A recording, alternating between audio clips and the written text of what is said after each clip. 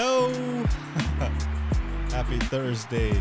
Welcome to another episode of the Stack Sats Show, your beginner-friendly guide to saving in Bitcoin. Hope everybody's doing good. Happy Thursday. Bitcoin Beacon in the house. Round of applause from the live studio audience for Bitcoin Beacon. What's up, dude? Good to see you in here. It's so crazy.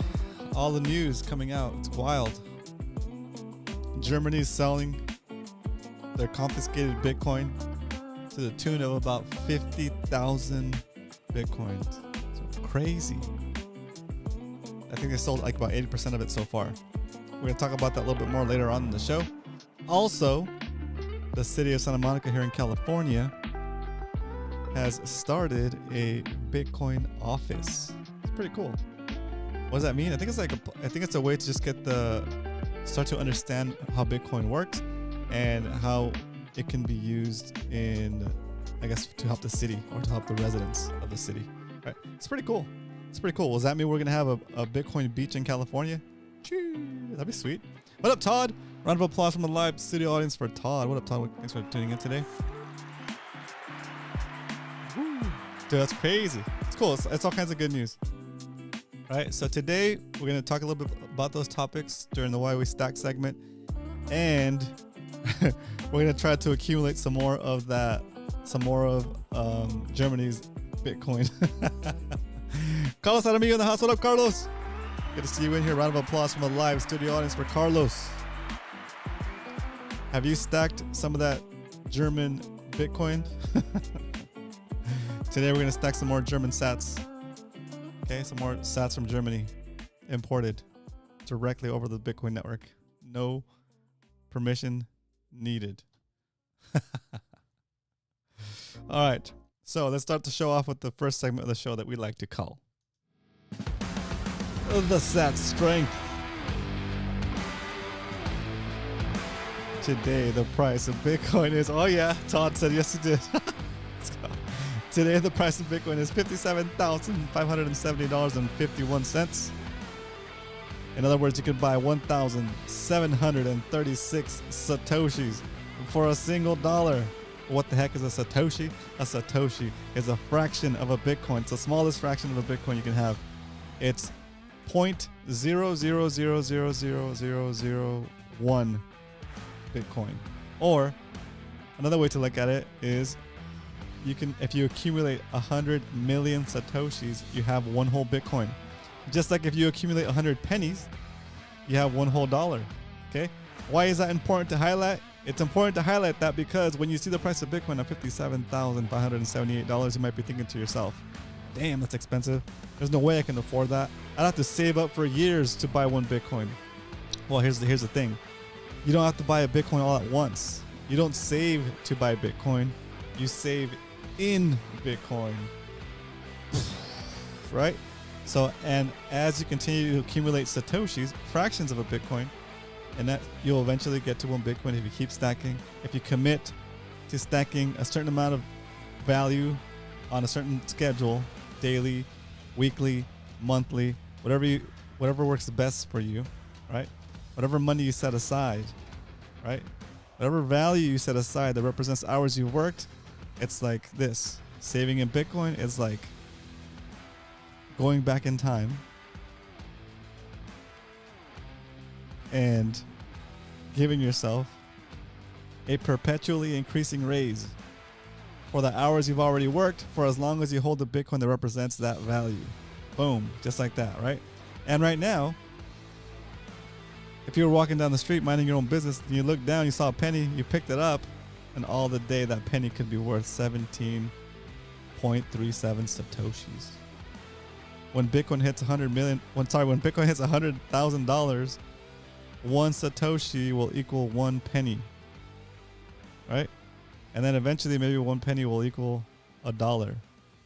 And you're going to look back on days like today and say, God dang it, I could have bought 17 Satoshis for a single penny and I didn't do it. Or I didn't buy enough. I didn't stack hard enough, right? What if we can't say for sure, but what if even if one Satoshi was worth one 1 penny, or 1 Satoshi is worth 10 cents. Right? Can you imagine 1 Satoshi being worth $1? Dang, that's crazy. So get them now while you still can. This is the scarcest thing you can buy. Bitcoin, Satoshis, fractions of a Bitcoin. Okay. Don't be intimidated by the big price. You don't have to buy it all at once. You can buy it as you feel comfortable. Okay. All right.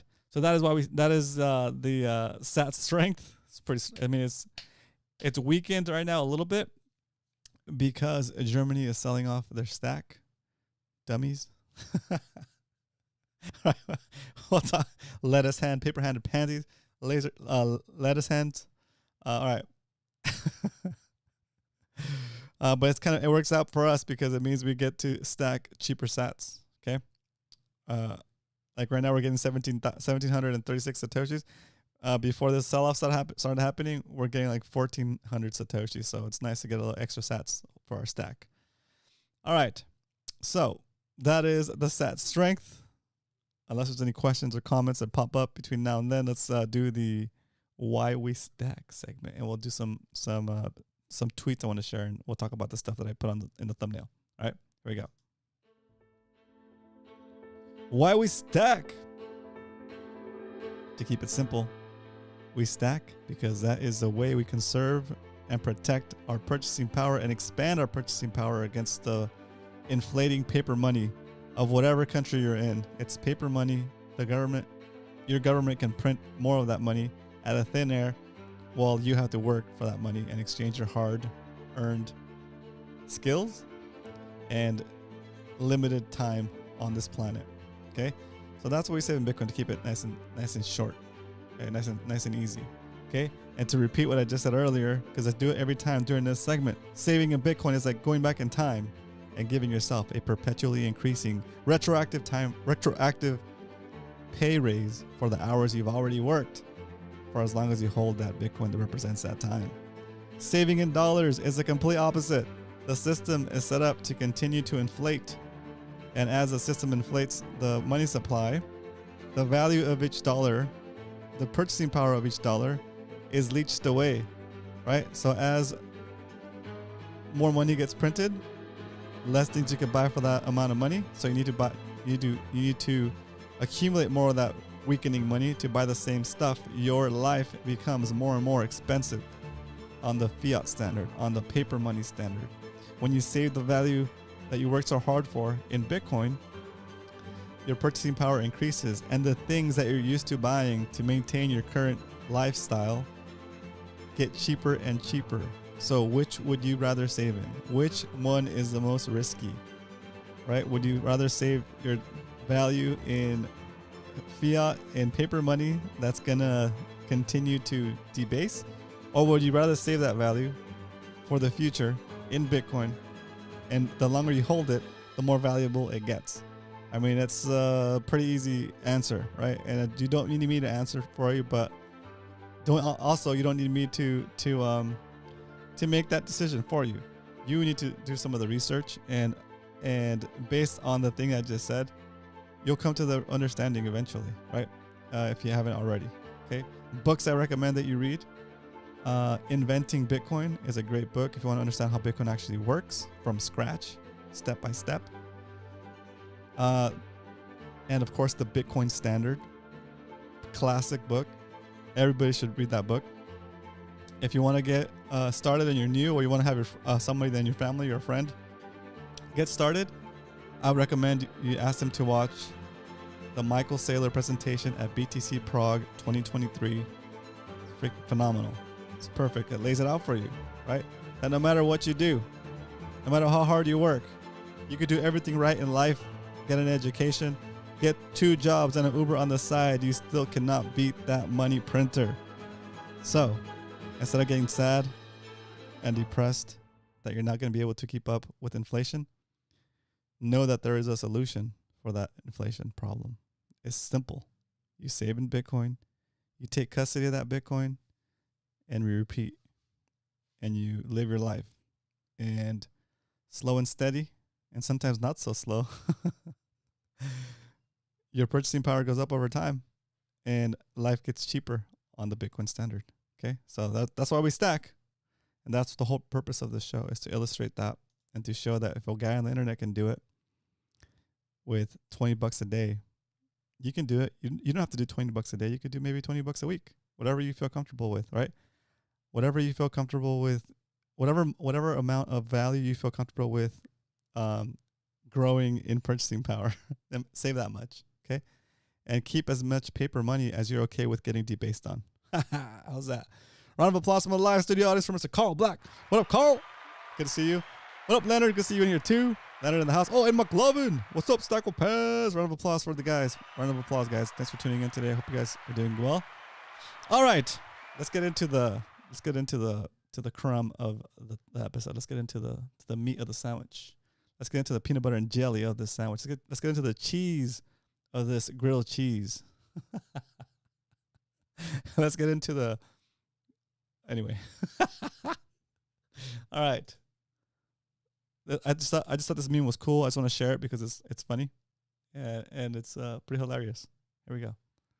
Let me open it. It's not even a meme. It's just a video, but somebody put some a great comment against it. Spoon Man at Spoon MVN on X. Say boom. There it is. It is the caption is central banks when you hold your wealth in Bitcoin. Central banks being that mosquito trying to get the blood out of this guy's hand. Trying to reach for it. Look at this guy, dude. Central banks trying to get your wealth when you're on the Bitcoin standard. That's crazy. Oh my gosh. Ugh, it's creepy. So creepy. Jeez. Anyway. Round of applause for that. What do you think? Oops. There it is. Pretty interesting. All right. So I came across these videos and I've been seeing stuff online about workforce BTC at workforce BTC. It's like let's see what the official proof of workforce. It is a nonprofit helping workers, unions, and pensions with education-based Bitcoin adoption. It's pretty cool. So they go in, educate government organizations or pension plans, and educate them about Bitcoin. And as they educate them about Bitcoin, those businesses realize the potential of Bitcoin and adopt it, or start to make plans to start adopting it, to use it as the treasury reserve or whatever, right? So that group was able to speak at one of the city of Santa Monica's city council meeting, and they had a proposition. I don't even call it a proposition or a proposal to open a Bitcoin office officially in the city of Santa Monica. And what that means, I think, is having a space where, not a space, but having a branch of the city of Santa Monica that is, I wouldn't even call it a branch. I guess it's an office, right? Where the city is officially looking into the potential for Bitcoin, and what it could do for the city, what it could do for the city's residents, right? And I thought it was pretty cool. So here's the post that the city of Santa Monica put out, and for those of you that live in California, I mean, we've all been down to Santa Monica Pier, and the Ferris wheel there is like pretty iconic, and I thought it was cool to see this on that Ferris wheel. Let's see, there it is. Boom. That's so cool. There it is. It says Santa Monica continues to lead in innovation, living up to our legacy as Silicon Beach. Last night, the city council moved forward with a partnership with Proof of Workforce to educate the community about Bitcoin and seek opportunities for economic benefits. More details to come. So that's super cool. Like, I wouldn't have thought, I want to say a million years, but I wouldn't have thought in a long time that I would have seen the Bitcoin logo on that Santa Monica Ferris wheel. That's pretty cool. I mean, that's like not pretty cool. It's freaking awesome, right? When I first saw this picture, I thought it was like somebody's AI picture. I thought somebody put it on there. I thought it was a fake picture. But then you start to see you see all the other pictures that people have taken like from the side and whatever. It's so cool, dude. It's so cool. It's not even like, it's not a fake. It's like the actual Ferris wheel's got the LEDs in there and they made it a Bitcoin logo. That's pretty awesome. I wonder how many people don't know what that means. That's a great question, McLovin. But as many people that don't know what that means, people can look it up, you know. And even if they just go, even if they just go to the city of Santa Monica now, right? It adds a layer of authenticity. I couldn't say authenticity because people don't really trust the government, but like it adds a layer of legitimacy somehow, right? That the city of Santa Monica is seriously looking at Bitcoin, this is not a joke. This is like, oh, okay, well, say you don't know anything about Bitcoin, whatever. Maybe you see the Ferris wheel or you don't, but you go to you see the city of Santa Monica's post. I wonder how many followers it have, real quick. 47,000 followers, not bad, right? Probably mostly bots, but just say coming to the statement from zero knowledge of Bitcoin, Santa Monica continues to lead in innovation. Okay, so living up to the legacy as Silicon Beach. Okay, last night the city council moved forward with a partnership with Workforce BTC to educate the community about Bitcoin and seek opportunities for economic benefits. More details come. Like not knowing anything about Bitcoin. This is like it's putting Bitcoin in a positive light, right? We're not being laughed at anymore. Exactly, McLevin. Exactly. Now when you talk about Bitcoin,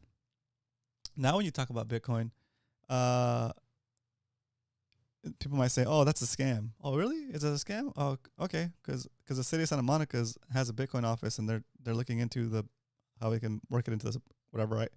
Do any of you believe in the power law? What up, Rick? Good to see you in here. Thanks for tuning in. Welcome to the stream. I think you're a new subscriber, so a round of applause for Rick.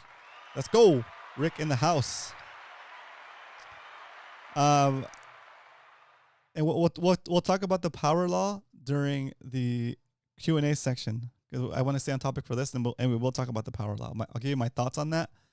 And I'm just a dad, dude. I'll give you the whole thing. My knowledge, background, and all that stuff. Okay, so take whatever I say with a grain of salt. Always verify. You should take anything anybody says on the internet with a grain of salt.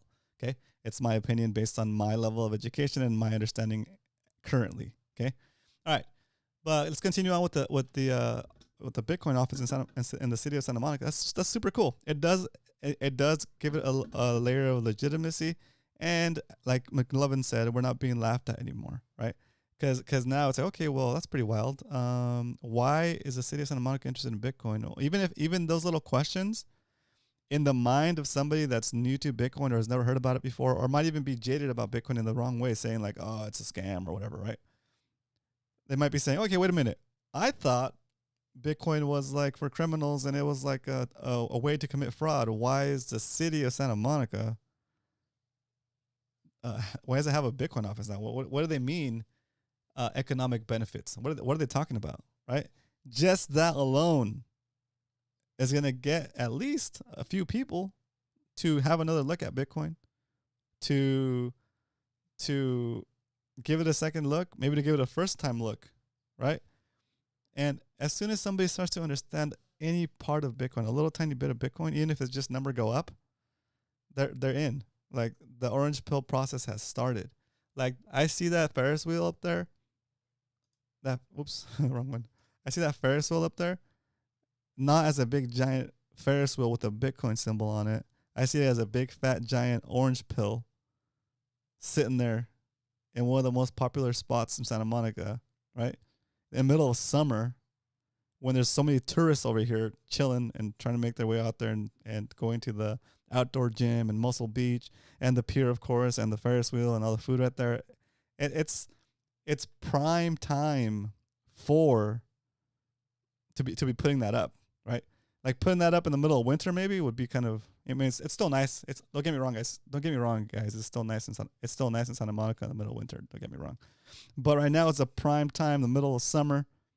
All the tourists are here. This is a big fat orange pill, not just in the middle of for Santa Monicans or for Californians. This is a big fat orange pill for anybody that's visiting right now during the peak time of tourism, right? So it's pretty cool. It's pretty damn awesome, actually, right? And I think it's a very it's difficult to know the ripple effects of this single move, right? Because as soon as these guys figure it out and the city starts to grow and maybe it starts attracting more Bitcoin developers to move there instead of El Salvador, right? And this is reaching a little bit, guys. I know it's reaching a little bit, right? But you start to have more of that, like a Silicon Valley vibe, right? Where it's like all of a sudden you have all this growth, all this new stuff happening, right? And guess what? What an awesome story Bitcoin has, right? Look at what they did with Big Short, right? They made a cool movie about the Big Short, and it's one of the most boring topics you can think of, right? Like when you say like derivatives, and your eyes start to roll back, and they're like CLOs, derivatives, and how they work and all that stuff, right? It's like a super complicated thing, and made it entertaining and kind of dramatic, right? Think about how I guess inspirational or cool the Satoshi Nakamoto story is, right? And think of this location. It's so close to like Hollywood. It's so close to where the movies are made, right? So close to where the people that are like the storytellers of our generation, past generations, and I'm talking storytellers through the art of like creating films and movies, right? Once those guys get wind of the awesome story of Bitcoin, how it came about and what it does for you and all that stuff, think of the movies that will inspire, hopefully, and then the forward effects of those films in further orange pilling the masses, right? It's a big deal, guys. It's a big deal for it to be there in Santa Monica. So anyway, I wish them the best. I hope that something great comes out of this and lots of positive things come out of this, so that the people that took the risk of creating the Bitcoin office there for the city of Santa Monica start to see the benefits of, yeah, you know what, like Bitcoin is a thing. We took a risk on it, but now we understand it even more, and now we're even more committed. Like just think of the people in city council that are. Anyway, it's cool. Anyway, it's cool, and I could talk about it for a long time, but let's just keep it going, right? Let's compare and contrast, okay? Juxtapose, if you will. I don't have a trombone sound, or else I'd play it. But the city of Santa Monica compared to Germany, okay? Let's jump into that next. Because while the city of Santa Monica is educating themselves on what Bitcoin is and trying to see how it could make things better, Germany is over here selling 50,000 Bitcoins to the masses, right? Selling it not even over the counter, selling it straight to the exchanges. And in all reality, they're I think they're about 80%. They sold about 80% of their stack, and their stack was 50,000 Bitcoins. They sold 50,000 Bitcoins in the past couple of weeks, right? Here you go. So Preston Pish put out this tweet, or whatever they call them these days. I thought it was pretty funny. It says, "Drum roll, please." And this week's stupid award goes to Germany. for selling their 50,000 Bitcoin, never to be seen again. Thanks for playing. That's wild. That's wild, right? So think about that. Okay, yeah, we've been enjoying tasty sats down at what was the last purchase at? 57,000, 54,000, 57,000. We're in the 57. Yeah, we're in the 57,000 now. But like we're able to stack those juicy sats thanks to Germany selling off their coins, selling off the most scarce thing you can own for stuff they could just print themselves, right? That's so sad. For money that they can print, right? That's so sad. So sad. So, like they said, you get Bitcoin, like, you know, they say the saying, you get Bitcoin at the price you deserve, right? Unfortunately, well, I don't know, fortunately or unfortunately, Germany acquired that Bitcoin through confiscating, I think it was like a place where they used to sell movies illegally, right? And they used to sell them, they used to get payment in Bitcoin, and they confiscated the stash, and they've had it for a while. So they sold it, and dude, how ahead of the game would they be if they had 50,000 Bitcoin and they decided to go adopt like the Bitcoin standard, right? This is gonna go down as like one of the dumbest moves a government's ever done, right? Because every day, every year, this move is gonna get more expensive for them. Yes, Rick is right. They're gonna realize what it is when it's at $1 million, and they're gonna be like, "God dang it, we had 50,000 of these things, and we sold them for peanuts." Right? We sold our 50,000 Bitcoins to me. I wish I could afford 50,000 Bitcoins, but you know what I mean. Distribute it out around throughout the world. Everybody right now that understands Bitcoin is like, "Oh my God, dude, it's so cheap." We're buying German sats today, boys. We've been buying German sats for the past couple of days, right? Since like the 4th or I think it started selling on the 3rd or the 1st, I forget. But I think they're down to about, what are they down to here? I actually got a post up here. I looked it up. Here we go. Let's bring it up. Browser. Boom. Bitcoin reserve on the brink of exhaustion. That's a play on words. On the first block of Bitcoin, there was a hidden message that said, "Bankers on the brink of another bailout." Well, this is Bitcoin reserves on the brink of exhaustion. So Germany started selling. They sold about 900 Bitcoin for about $52 million at that time, and then they sold another 5,000 on Wednesday. Jeez, that's so much. So they've sold about 80% of their entire stash of 50,000 Bitcoin that they seized.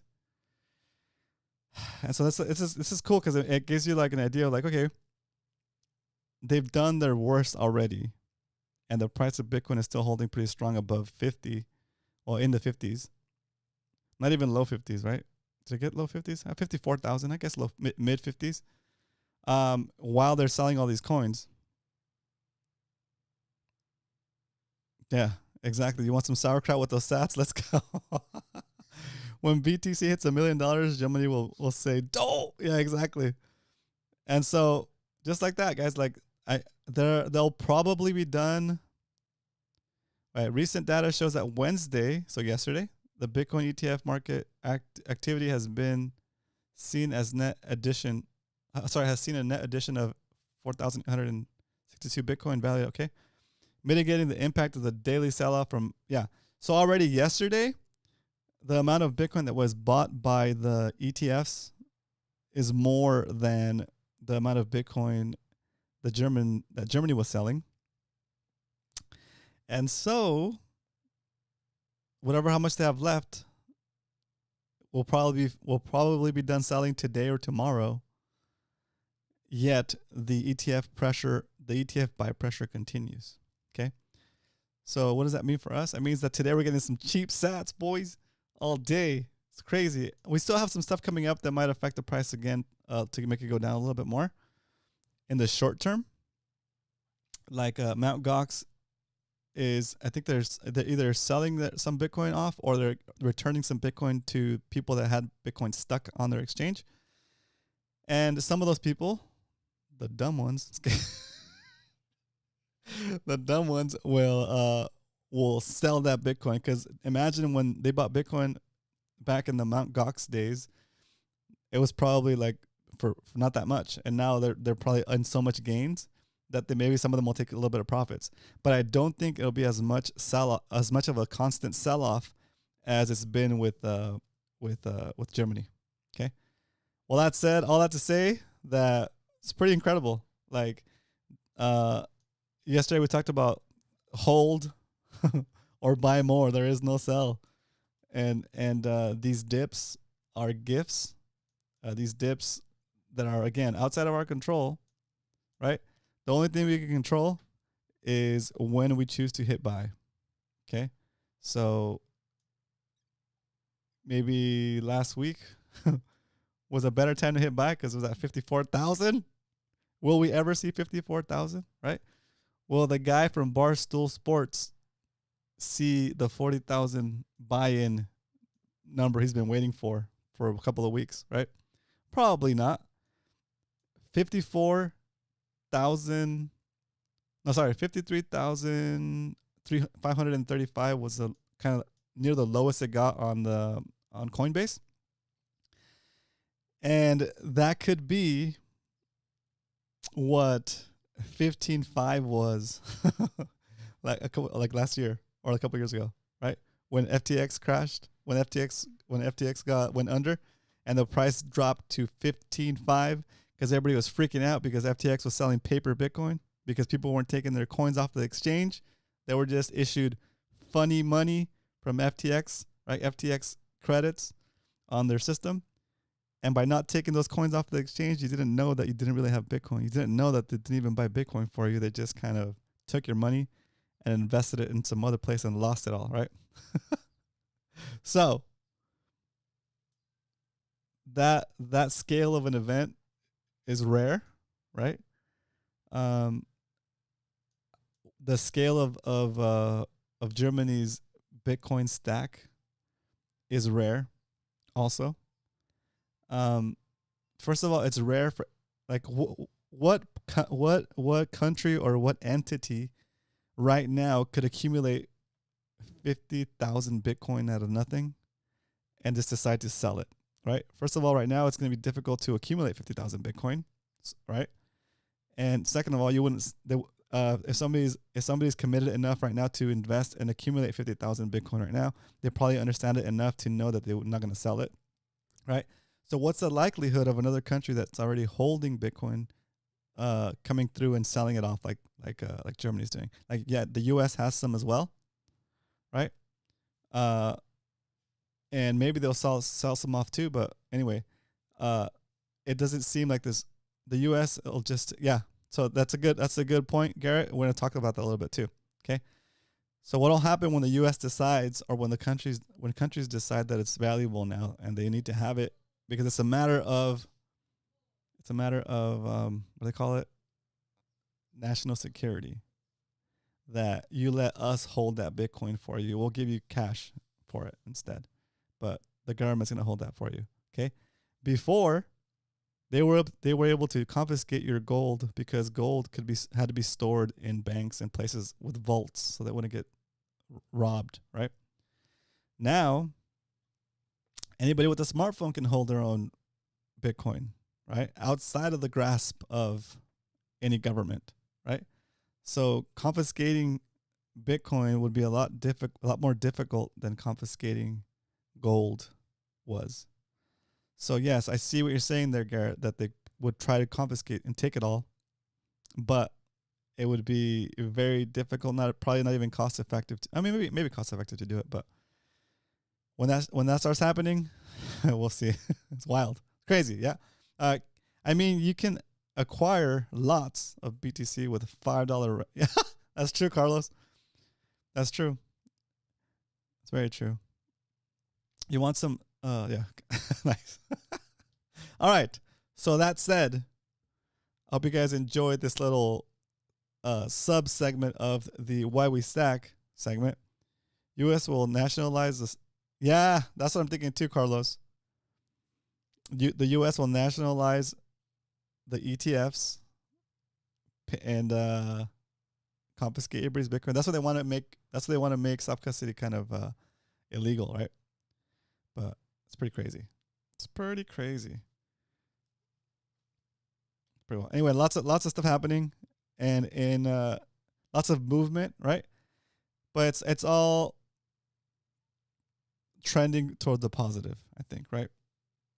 Because as more adoption comes, it's just gonna keep making more sense to invest in Bitcoin or save in Bitcoin. And we're way early to the party, guys. We are setting up the chairs and tables.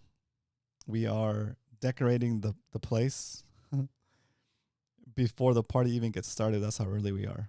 Okay.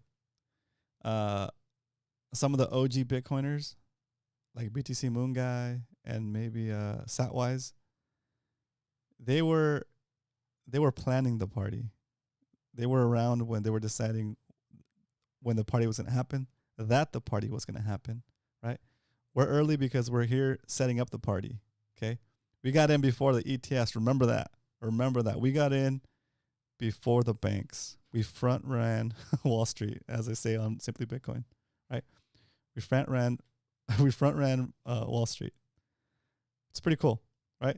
When you guys are older and you have your grandkids, you can say, yeah, I bought Bitcoin before BlackRock and Fidelity, before the big banks before the big banks understood it. I understood it, right? It's pretty cool. That's pretty cool.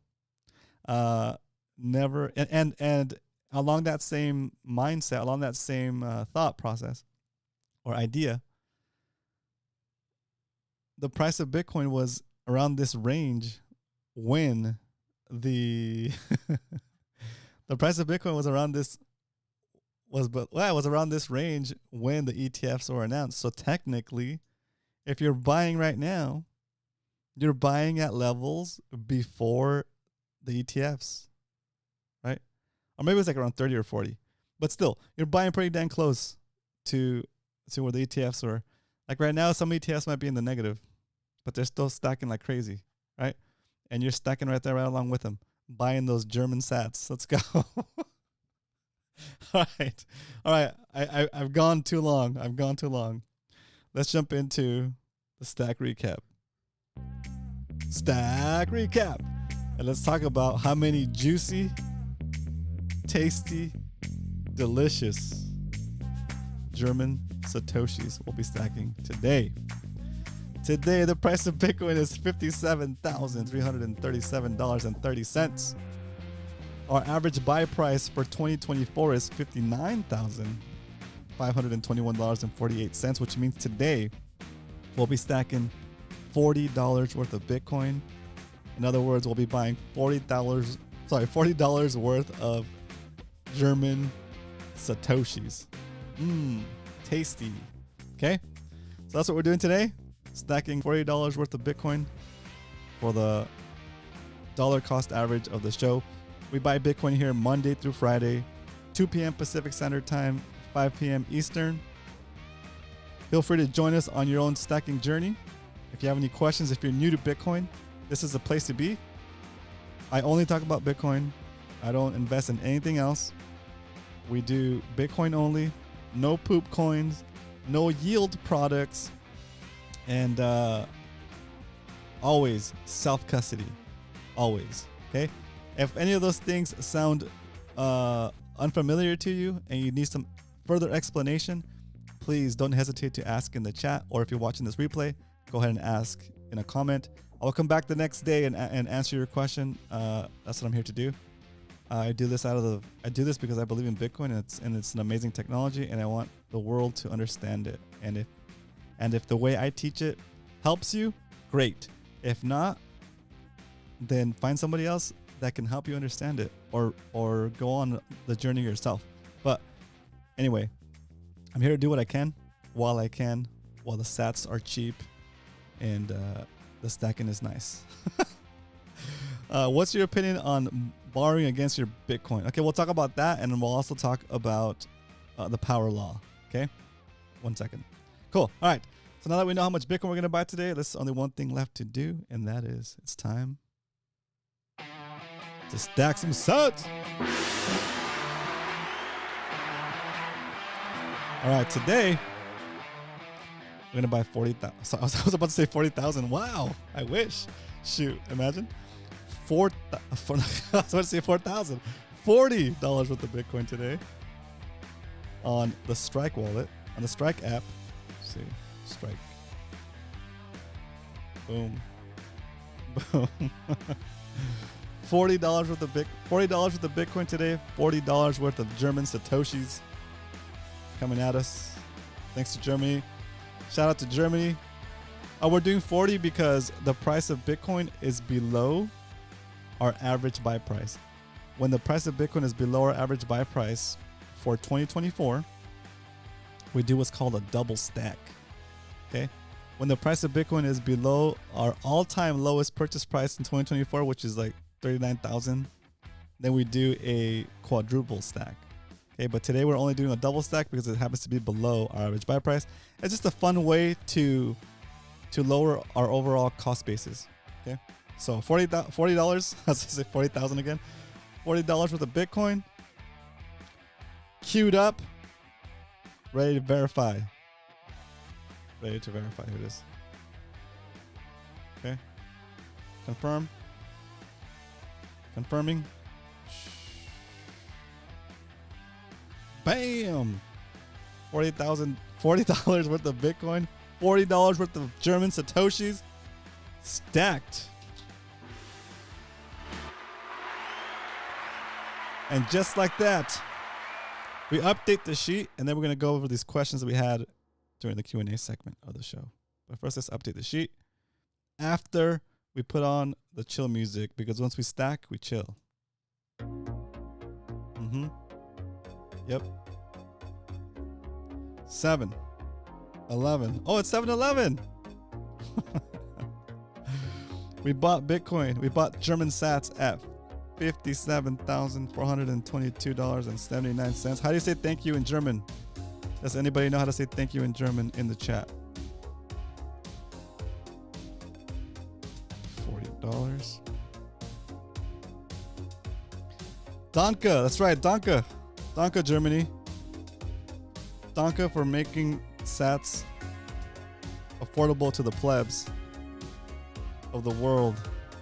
The people that really understand what it means to stack sats and stay humble.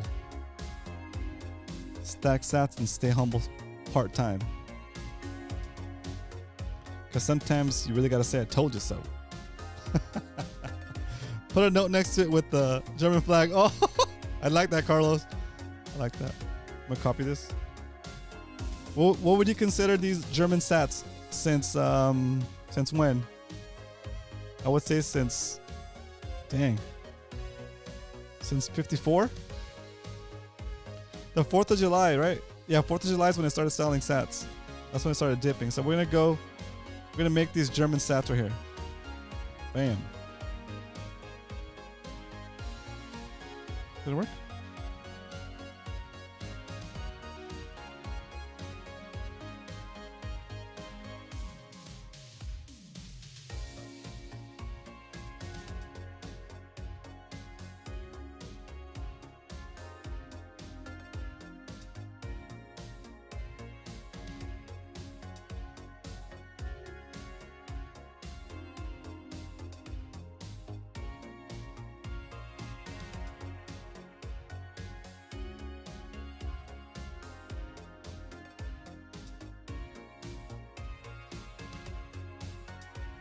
Oh, I don't have a German flag in here? That's lame.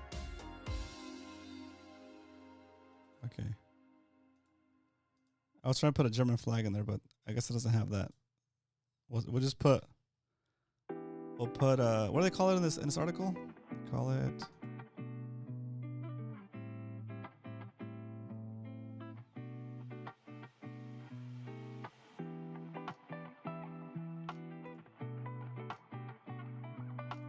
I will just put Ger. We'll put GSATs. GSATs. Okay, how's that work? Windows Plus. I did. I tried Windows Plus period, but it doesn't show it in the list. I'm gonna try copying it off this comment too.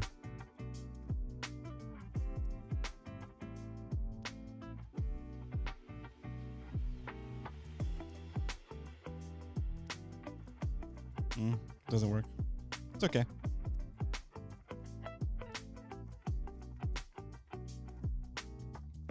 All right, there's our German sat stack right there. Boom. Oh yeah, I like that one too. Yeah. That's good. What color represents Germany? It's red, black, and yellow. Okay, we'll do this. We'll do red. Oops.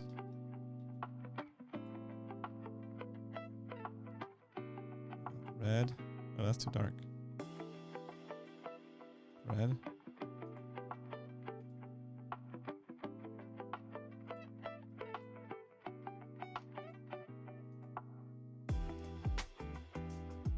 Black.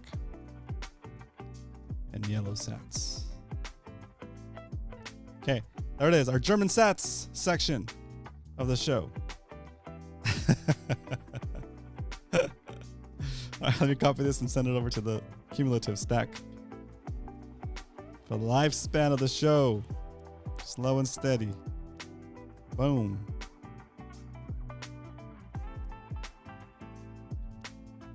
Buying up this German Satoshis, 68,997 Satoshis. Today we're able to buy a little bit more than that yesterday.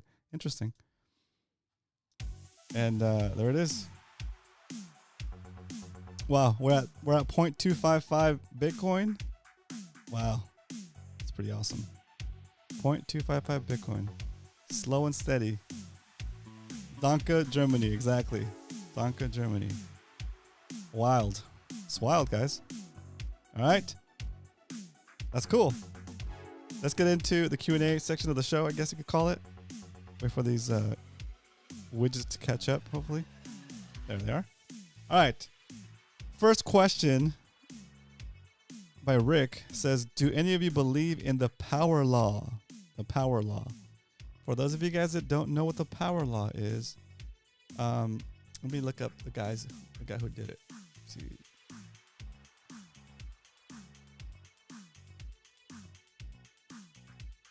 Bitcoin power law.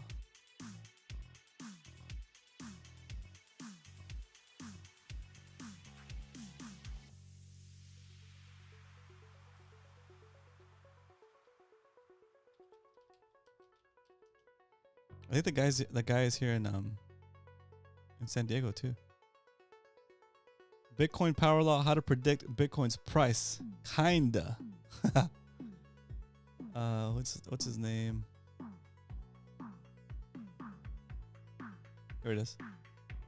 His name is... Oh, is he on Simply Bitcoin?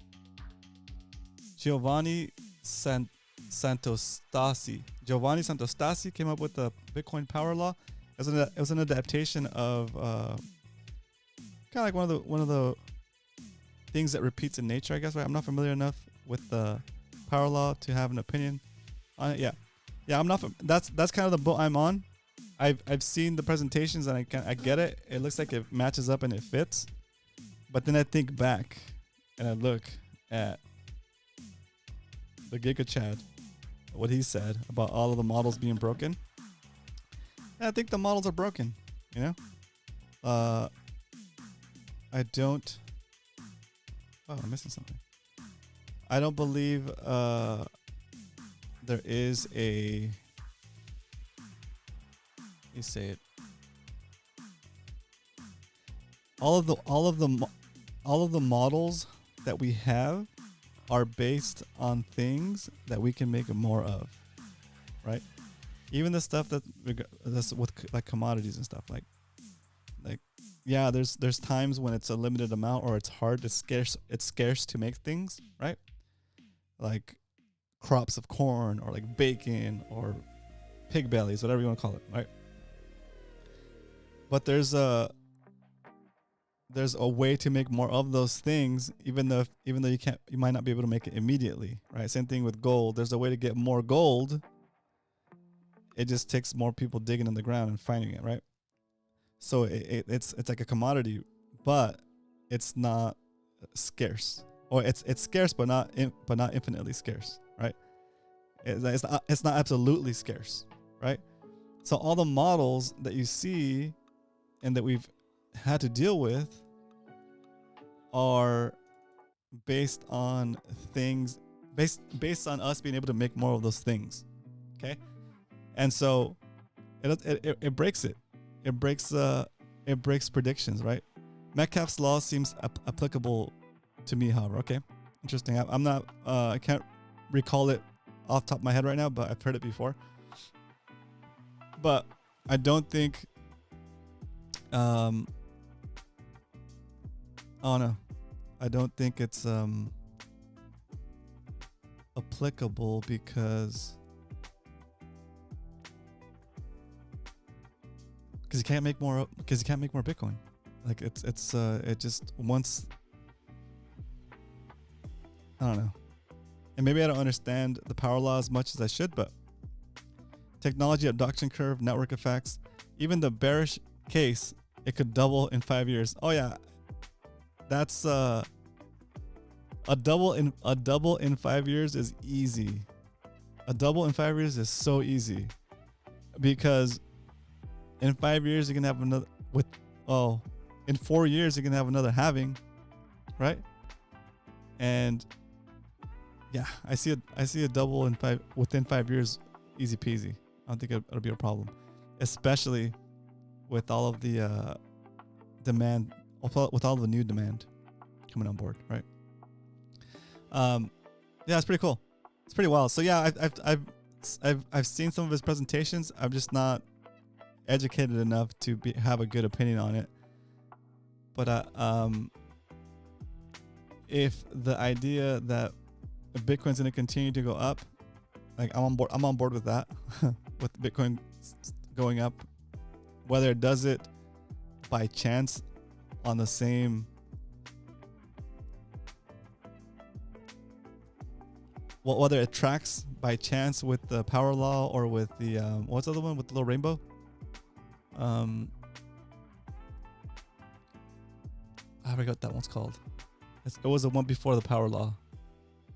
It was like a rainbow. I forget. I forgot the guy's name even too. Yeah, the rainbow model. I'm just not a rainbow model or power law. Like I don't care what the price is going to be in the future. Like I do care what the price is going to be in the future, but right now my primary focus is not on how much is my Bitcoin worth in paper money. My only goal is to stack as much sats as possible. I'll worry about how much it's worth in whatever paper money we're using at the time when I need to spend it. Right? That's what it comes down to. That's what it comes down to for me. Right? Like, yeah, it's cool that there's a price prediction that makes it go up and people get excited about the number go up. Right? McLovin living through the internet and the 90s. If that statement is true, and I think it is, we're in a whole different world. Dude, we're in a whole different world. The way that the world changed since the 90s thanks to the internet is wild, right? Like there wasn't no Amazon, there was no Yahoo.com, there was no Google, there's no Tesla, right? There's no Nvidia. Well, maybe there was Nvidia. ATI? I don't know. Anyway. Yeah, but like it revolutionized the world, right? And yeah. So along that same track, McLovin, do you think that the internet is done growing? I don't think so, right? There's still parts of the world that don't even have internet, right? there's still parts of the world that don't have the internet, and yeah, there's still parts of the world that don't have the internet, dude. Not even AOL, right? So think how much it's grown since the 90s. Apply that same tactic to, or that same timeline to Bitcoin, and that's how many more I was gonna say customers. That's how many more people will adopt it, right? That's a lot. So, like I said, we're still setting up the chairs for the party, setting up the decorations. The party hasn't even started yet, guys. That's what's so freaking awesome. Okay. What up, J-Dub in the house? We're super bullish as ever. Round of applause from the live studio audience for J-Dub, also for Garrett. What up, Garrett? Oh yeah, BTC Cowboy in the house. What up? Good to see you in here, dude. Hope all is well. Yeah, I'm so old. I remember rotary phones. I remember rotary phones. I remember seeing. Sorry, guys. The track came on by accident.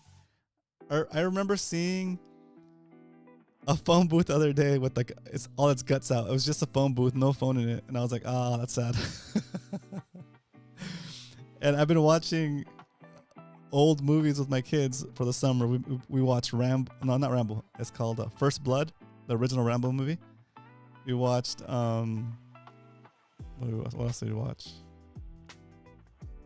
We watched a bunch of movies where like the day-to-day life doesn't exist anymore, right? Like the people in the movies have to like use a payphone or get a page, or there's no internet, you know. That's wild. It's wild.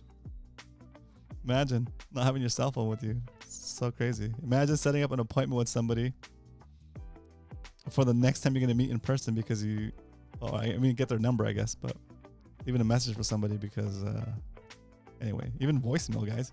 Even voicemail is a big deal. You used to have like answering machines, right? Shout out whoever had an answering machine. Let me know in the chats.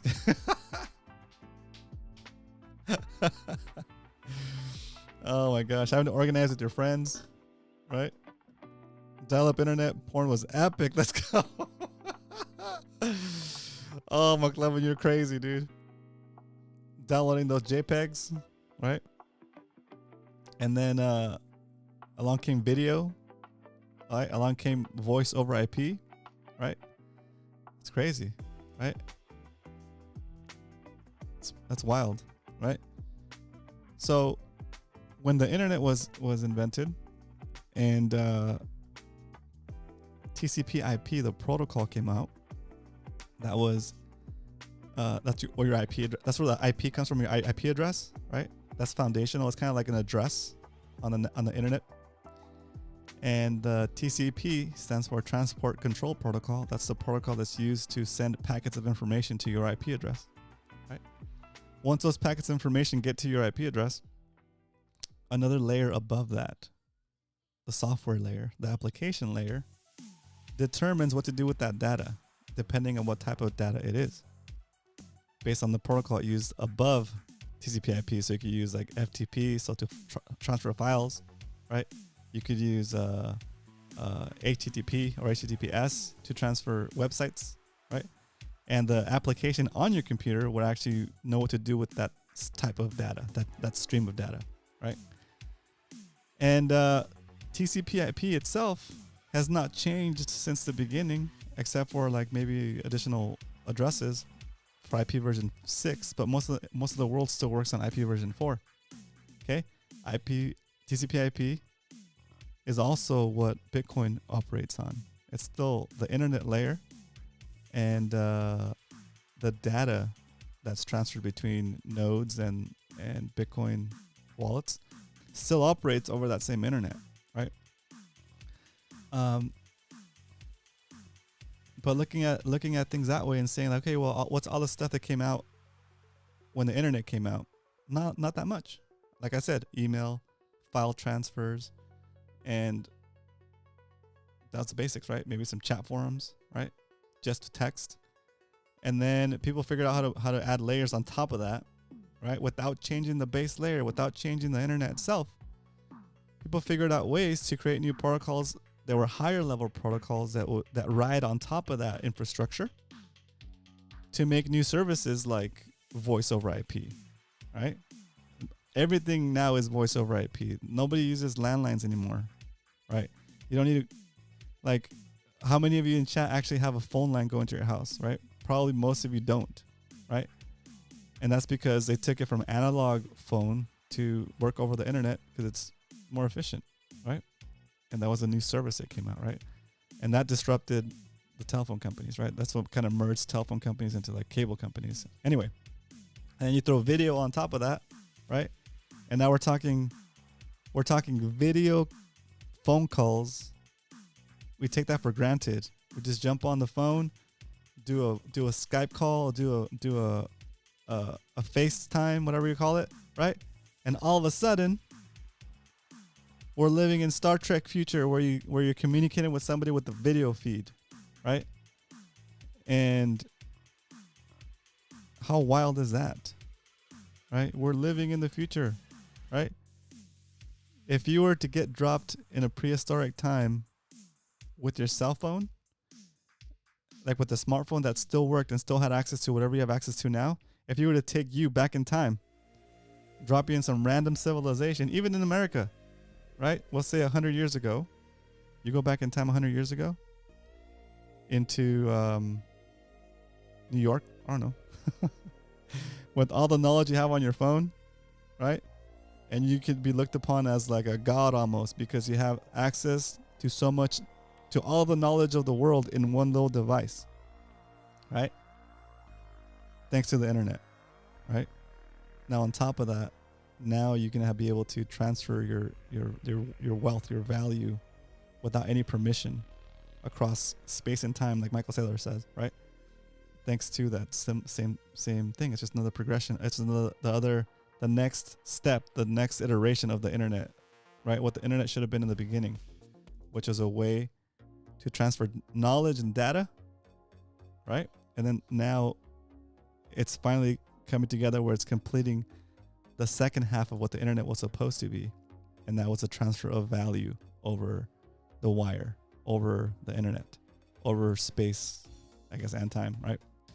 Because you don't only transfer Bitcoin from one wallet to another in a flash of in an instant, right? In 10 minutes, or I guess in 10 minutes, right? But when you're transferring Bitcoin off of the exchange and putting it into your self-custody wallet, you're not only transferring Bitcoin from point A to point B, but you're also transferring Bitcoin from point B today to point B tomorrow and next week and next year and 10 years from now, and to the time when your great grandkids will come into existence, right? You're stacking not just for yourself but for future generations. And guess what? There's no leakage. There's no additional cost to do it. If you're going to save Bitcoin for a month, for a year, for a week, there's no difference than saving it for 1,000 years. Once it's in the Bitcoin infrastructure and it's associated to your wallet that you have the keys for, it doesn't cost you anything extra to hold it for a week or hold it for 1,000 years.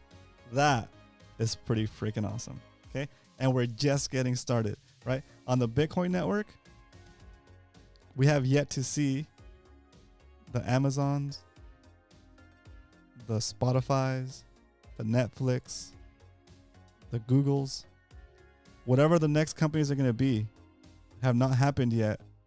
That will happen thanks to the Bitcoin getting adopted. Thanks to Bitcoin.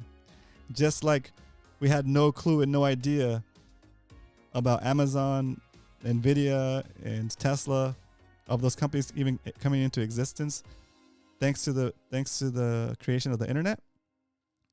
Right now, we have no idea what the companies will be in the future, thanks to the creation of Bitcoin. Okay, so let's end the show on that note, with a hopeful attitude and with gratitude to the Germans for selling that Bitcoin and dipping the price, so plebs like you and I have the opportunity to stack a little bit more sats for our hard-earned money, whatever money you earn, right? Take the value you earn today from your skills and set some of that value, if not most of that value, in Bitcoin. Shield it from inflation. Keep stacking. And that's what we're going to do. All right. I'll see you guys here tomorrow for another episode of the Stack Stats Show. Tomorrow we're going to be doing, we're going to be talking to Stacker Lounge. So if you want to be part of that conversation, type !Discord in the chat and get yourself into our Discord server. Be ready for tomorrow. It's going to be a blast. I'll see you then. But until then, I missed it. Remember, if you ain't stacking, you're slacking. Later, guys.